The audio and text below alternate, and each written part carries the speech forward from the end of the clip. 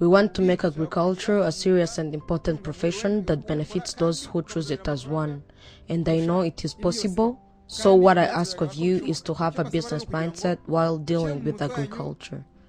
Know how to take good care of plots, of land, and crops planted in it.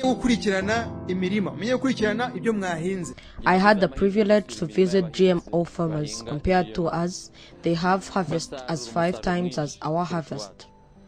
Let me give you an example. The most harvest a corn farmer can get on a hectare is 2 or 3 tons, while the GMO farmer in South Africa today is getting the harvest of 8 to 12 tons on the same land, depending on the type and fertility of the soil and the way he or she does their farming. As you understand, it is possible to increase the harvest, and most importantly, it is possible to increase the price of the harvest. So the GMO farmers can get more profit than the farmers who don't use GMO because they use less investment.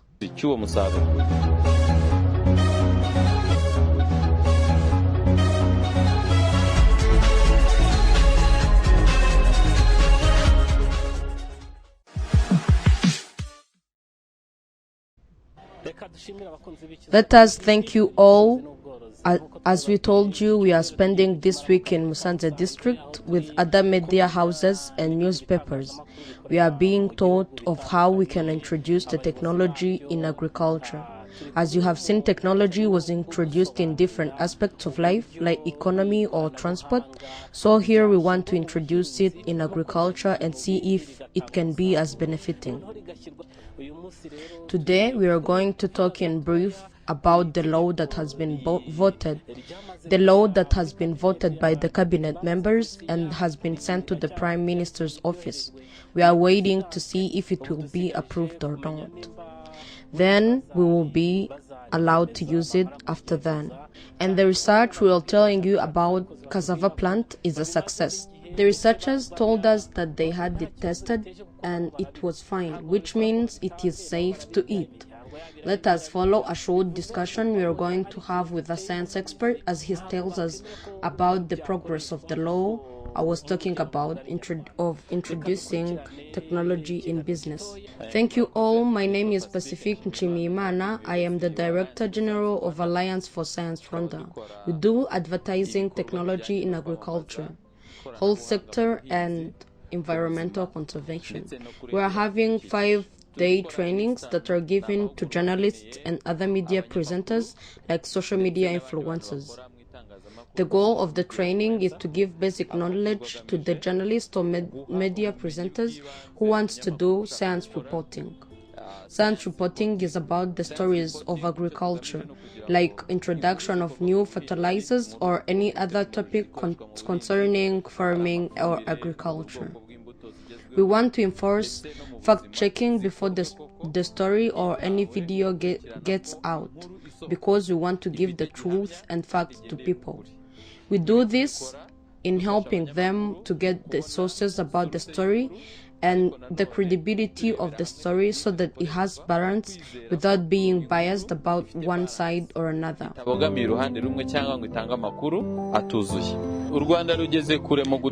is on a good level preparing opportunities for Rwandans to have the technology of GMO and many more other products that alter crops' DNA in order to boost harvest, increase their adaptability to diseases, and increasing their adaptability to contain higher nutrients like vitamins or other vital nutrients for the body. Rwanda has done research through RAB, and they're doing research about a cassava plant that does not get the disease called kabore.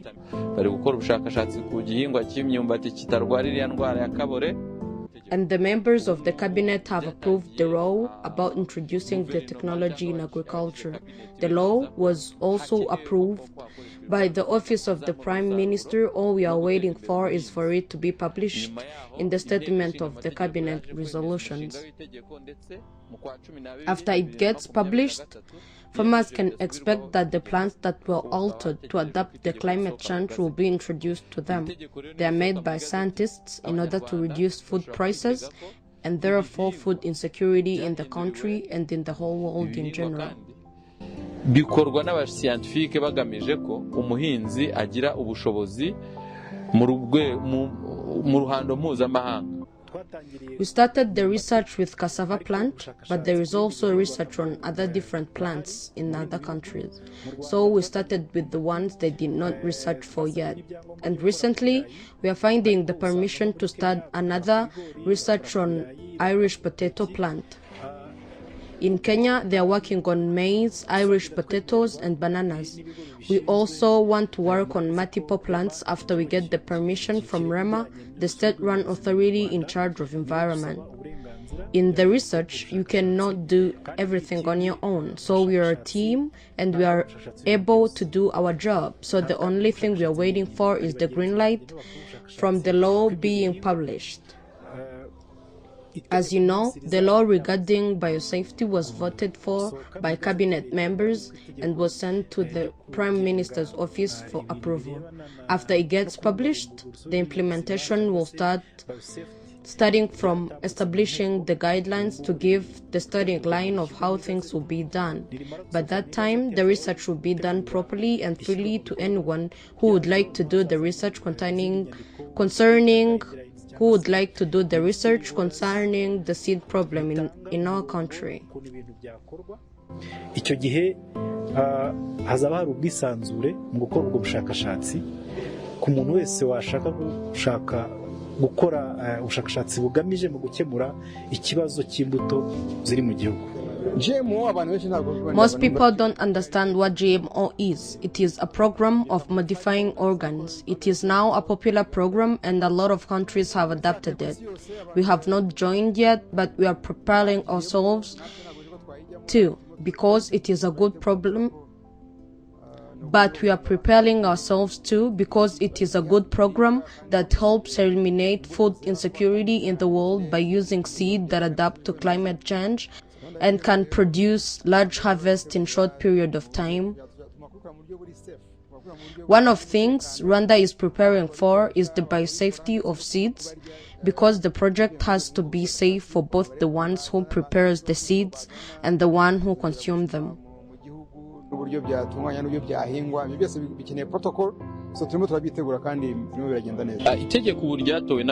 As we said above, the law was voted for by the cabinet members and it will be published in the statement of cabinet resolutions.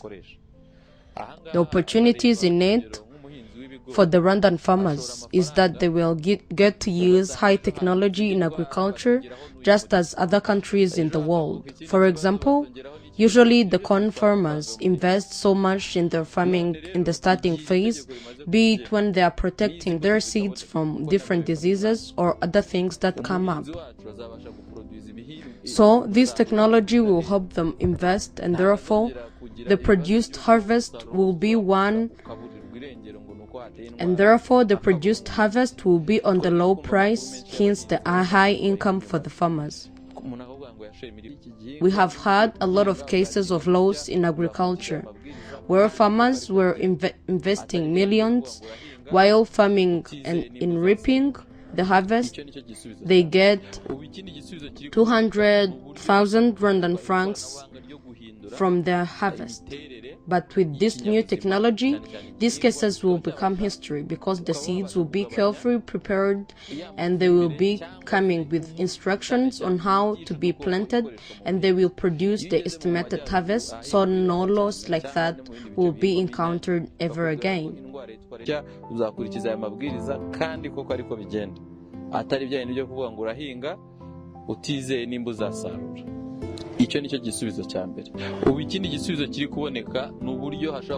Another opportunity is the research is being done so that the seed's DNA can be altered to need a few fertilizers and a few pesticides and still produce the same harvest. In the north, in places where Irish potatoes are planted, and in other places where tomato are planted, there is a common disease called red blight.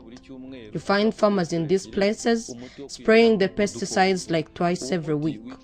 Those pesticides kill the pests that are harmful for the plants, but sometimes they also kill the pests or bacteria that are needed in the ecosystem. We can give an example about bees. The beekeepers in the northern province have given up their work because of the amount of pesticides used in the place. As of now, RAB is doing a research on the seeds of Irish potatoes so that they will reduce the need of pesticides on the percentage of 30%. ku kigero nibura cya 30%. murabizi neza ko ibihingwa As you know, when the plants get old, it does lose its ability to resist diseases and its ability to produce more harvest. As researchers, we keep on trying to get a seed that is more prone to produce an increased harvest, but that is not the only problem faced in our country. We are also facing increasing population when the land for agriculture stays the same. We are facing long seasons of summer or winter, and that has vital effects on our harvest in one way or another. amapfa agiye akunda kubaho hari igihe imvura iba nyinshi ibyo byose ni ibibazo bishobora gutuma dukora ubushakashatsi. So we have to look for seeds that resist the changing climate of this era and can offer enough nutrients that people need in them. So that is why we need to use technology in agriculture so as to speed up the research and solve some of the problems our country is facing. ariko kandi nanone njya nongeraho ko ubwo buryo bw'ikoranabuhanga bushobora kudufasha gukora imbuto zifite intungamubiri zihagije. Umuntu ashobora kurya ariko akarya ibiryo bidafite intungamubiri zihagije. Obviously, this technology will help the farmers more, but let us not forget how it will also benefit the consumers.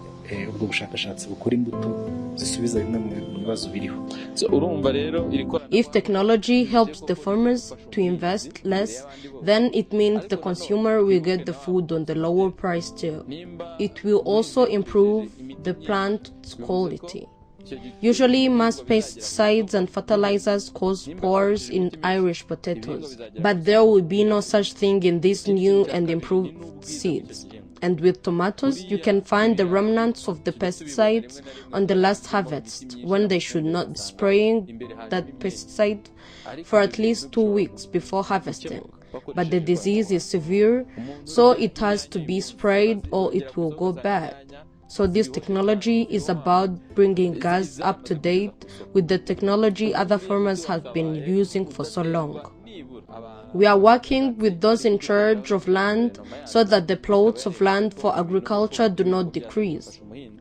They have been reserved so no citizen can start construction work in the plots reserved for agriculture without the Ministry of Environment or that of Agriculture approving. We also need to work to increase the harvest produced by hectare because now, according to the world's average harvest by hectare, we are left behind. We are still down below the line of average harvest. We need to irrigate properly the largest plots we have, reserve the land for agriculture, and try to increase the harvest, that even if the population doubles, we would still have enough food for people.